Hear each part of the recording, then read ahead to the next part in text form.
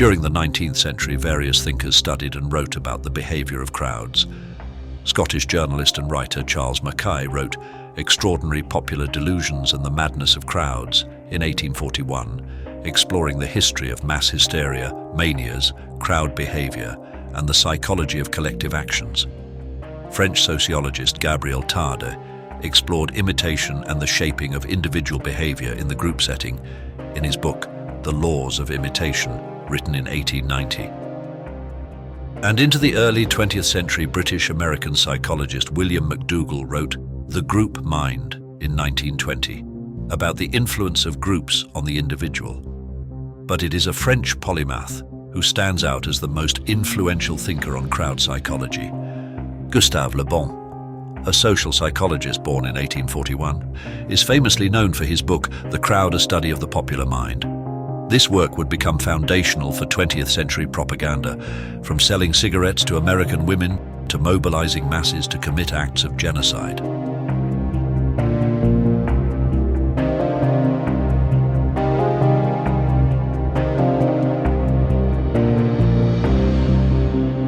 Le Bon came from a family of prosperous landowners, was well educated and developed a keen interest in a wide range of subjects, including medicine, anthropology, physics, and psychology. He earned a medical degree in 1866 and a doctorate in 1886. His early career included medicine, exploration, and scientific research. However, Le Bon is best known for his pioneering work in the field of social psychology and how an individual's behavior changes when part of a collective group. He argued that when individuals join a crowd, they often lose their rationality and can become irrational and prone to suggestibility, often leading to destructive or impulsive behavior. His writings had a profound impact on the understanding of group psychology and collective behavior. There are around half a dozen characteristics that Le Bon identified as unique to crowd behavior. Firstly, individuals in a crowd tend to feel a sense of anonymity, which diminishes their sense of personal responsibility for their actions. This anonymity can lead to a decreased fear of social consequences and a willingness to engage in behaviors they might not consider when alone. Le Bon wrote that an individual in a crowd is a grain of sand amid other grains of sand, which the wind stirs up at will. Le Bon also observed that in a crowd, individuals become highly suggestible, meaning they are easily influenced by the emotions and opinions of others. This heightened suggestibility can lead to rapid and extreme shifts in behavior as people conform to the prevailing mood of the crowd. In relation to this heightened suggestibility, Le Bon wrote that whoever can supply them with illusions is easily their master. Whoever attempts to destroy their illusions is always their victim. This, as we will see later, became a central tenet in 20th century totalitarian propaganda strategies. Another characteristic of crowds, according to Le Bon, is that emotions and behaviors can spread rapidly within a crowd. Such a contagion can lead to mob behavior, riots, or other forms of collective action. Such action can be irrational, as the crowd can lose the capacity for critical judgment, driven rather by instincts and emotions over logic and level-headedness. Le Bon wrote, rather pessimistically, that crowds are always unconscious and in consequence always barbaric. Crowds also tend to exhibit a certain level of homogeneity, as individuals in a crowd often conform to the dominant beliefs and behaviors of the group. The sense of unity within a crowd can also lead to intolerance and hostility toward outsiders or nonconformists. Le Bon also recognized that crowds often require strong leaders or agitators who can shape their collective will. These leaders, who may possess charisma and a talent for rhetoric, can guide the crowd's actions and emotions. Le Bon describes such leaders as men of action rather than just words.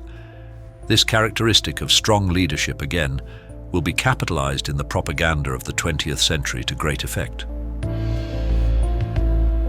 The individual can be lost in the crowd, their sense of self merged with the group, releasing them from the usual constraints of the individual.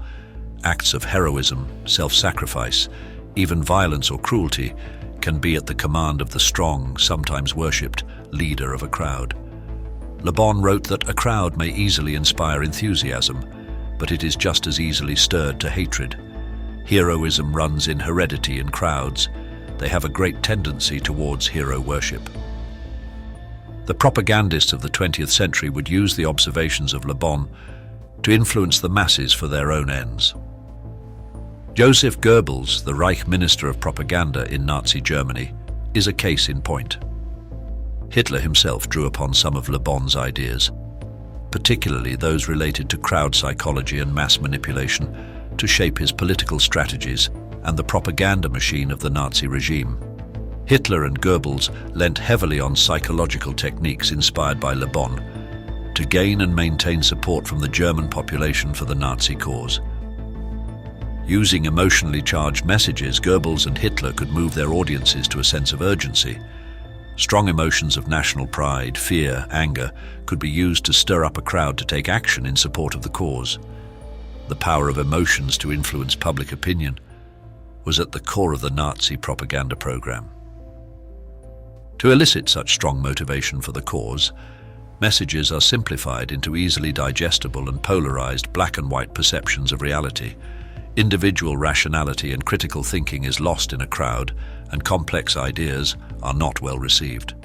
Le Bon wrote that the masses have never thirsted after truth. They turn aside from evidence that is not to their taste, preferring to deify error if error seduce them. The Nazi propaganda machine also understood that crowds prefer simple ideas that are emotionally appealing, even if those ideas are not based on truth or evidence. A crowd, worked up to a frenzy, will not be swayed by appeals to rationality. Consistent with Le Bon's idea of repetition, Goebbels ensured that Nazi propaganda messages were repeated extensively through various media, making the message familiar and persuasive. The repeatedly reinforced message embeds in the collective consciousness of the crowd, and attempts to counter that consciousness is met with great resistance. Symbols, images, and slogans complement the repetition of the message, further reinforcing it in the collective consciousness. These visual elements can evoke strong feelings and reactions, often bypassing rational thought. The swastika, the clenched fist, the hammer and sickle, all convey a complexity of thoughts and emotions, and to which the crowd rally around as emblems of their will and desire. These simple means of creating a sense of unity within a crowd was exploited extensively by the Nazi regime, as was evident by the abundance of emblems on display before and during the Second World War in Germany and occupied territories. Under a single banner, the crowd acknowledges common goals and shared identity. Le Bon noted that a charismatic and persuasive leader can play a significant, even essential role in manipulating a crowd. Goebbels, along with other Nazi propagandists, contributed to the construction of Adolf Hitler's cult of personality. Hitler, as the leader of the Nazi Party, was portrayed as the charismatic and all-powerful leader who could lead Germany to greatness. His powerful oratory skills and dramatic speeches reinforced this image of a charismatic leader. He was presented as a savior figure who could address the fears, desires, and hopes of the German people. He was depicted as the embodiment of the nation and its destiny, and any opposition or dissent was framed as a betrayal of this unity. The regime ensured that all media and communication portrayed Hitler in a positive light, while dissenting voices were silenced. Propagandists like Goebbels also realized the absolute imperative to exploit moments of crisis, instability, or uncertainty to gain the attention and support of the crowd. And if there is no clear and present danger, then to fabricate one, with a good deal of fear and anxiety in the narrative, with the strong leader presented as the only solution. Fear is the great motivator. Nothing moves a crowd like a good dose of fear. Basic survival instincts overwhelm the intellect, and a fearful crowd will follow a perceived savior to wherever he may lead them. It can even be that the use of selective information, half-truths, or even misinformation is acceptable if it is seen to help save the people from the crisis. The crowd's diminished capacity for critical thinking will blindly accept such anomalies if salvation is the promised outcome. But it was not just charismatic totalitarian leadership that learnt from Gustave Le Bon and applied his principles in the public sphere. Edward Bernays, an American theorist often referred to as the father of public relations, was also significantly influenced by the work of Le Bon and his understanding of group behavior. Bernays became deeply interested in the psychology of groups and the ways in which individuals' behavior changes when they are part of a collective. Drawing upon Le Bon's insights on the suggestibility, emotional contagion, and irrationality of crowds, he developed an understanding of how to influence and manipulate public opinion. He recorded this understanding in books such as Crystallizing Public Opinion, 1923, and Propaganda, 1928, laying the groundwork for modern public relations techniques, and the understanding of how to shape public opinion through persuasive messaging and emotional appeals. Bernays saw the potential for controlling and guiding public opinion by appealing to people's emotions and desires in much the same way as the Nazi Party had, albeit for commercial rather than nationalistic ends. Don't miss the fun of smoking, don't miss the fun of smoking. Mildness is a pleasure with Pell-Mell. Don't miss the fun of smoking, don't miss the fun of smoking. Mildness is a pleasure with Pell-Mell. In one of the most famous campaigns orchestrated by Edward Bernays, he sought to promote smoking among women in the 1920s. At the time, it was considered taboo for women to smoke in public, and only 5% of cigarette sales were to women. Bernays was employed to do something about the situation for the tobacco companies. He cleverly linked smoking to the idea of women's liberation and used the feminist movement to his advantage. He staged a dramatic event where women, referred to as torches of freedom, would light up cigarettes during the 1929 Easter Sunday parade in New York City. This campaign effectively challenged social norms and played on the emotions and desires for empowerment and freedom. By tapping into the emotions of liberation, freedom, and defiance, Bernays linked smoking to the existing momentum for women's rights and their struggle for equality. By framing smoking as an act of rebellion against societal norms, he harnessed the emotional power of this message to motivate women to take up smoking. By exploiting the prevailing social norm of the time, that it was improper for women to smoke in public, the campaign amplified the oppressive nature of the norm that instilled fear and anxiety regarding women's capacity to be free. The fear of being bound by social conventions was a powerful motivator to challenge the status quo. Torches of freedom were presented as powerful symbols of liberation and freedom, appealing to the idea of enlightenment and progress. Even though the aim of the campaign was to just sell cigarettes to women, a habit that would unlikely lead to true liberation and freedom. Bernays also capitalized on the collective movement for women's rights by creating a sense of unity and identity among these women who smoked. By taking up smoking was to identify with the group who wanted more rights for women. Furthermore, the campaign involved celebrities and prominent figures, including doctors and feminists who endorsed the idea that smoking was a form of emancipation for women.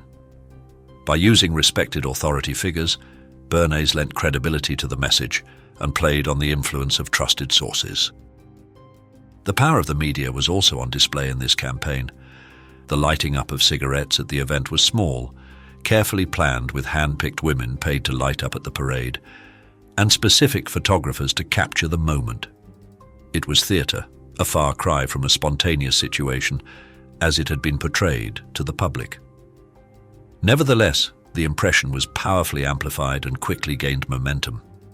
The purchase of cigarettes by women went from 5% in 1923 to 12% in 1929, and continuing to rise to just over 18% in 1935.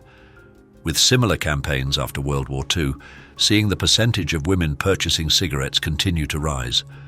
The same propaganda techniques are used, promoting smoking to women as symbols of upward mobility, gender equality, and freedom. Stop!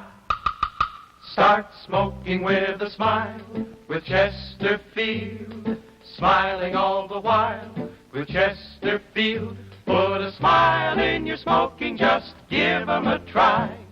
Light up a Chesterfield, they satisfy. Gustave Le Bon believed that individuals should be educated about the psychology of crowds and the effects of collective behavior on individuals. He argued that understanding the dynamics of group psychology would help people become more aware of their susceptibility to crowd influence and make them better equipped to resist manipulation. He believed that education should focus on developing critical thinking skills and individual autonomy. By fostering the ability to think independently, individuals would be less prone to succumbing to groupthink and irrational behaviors when part of a crowd. Le Bon was very aware of the ethical concerns associated with his understanding of crowd behavior. He argued that education should instill a strong moral foundation and values to guide individual behavior and decision-making, particularly when those values might be challenged within a collective setting. Communities should encourage and celebrate individuality, nurture the development of individual character, and educate people to resist the conforming pressures of a crowd and maintain their moral compass. Unfortunately, it is not the schools that are studying Le Bon to immunize the next generation from the madness of crowds, but it is the propagandists who have adopted Le Bon as their playbook. May we all become more aware of the tactics employed by manipulators of the crowd, lest we become unwitting pawns in the hands of those who would exploit us for nefarious ends.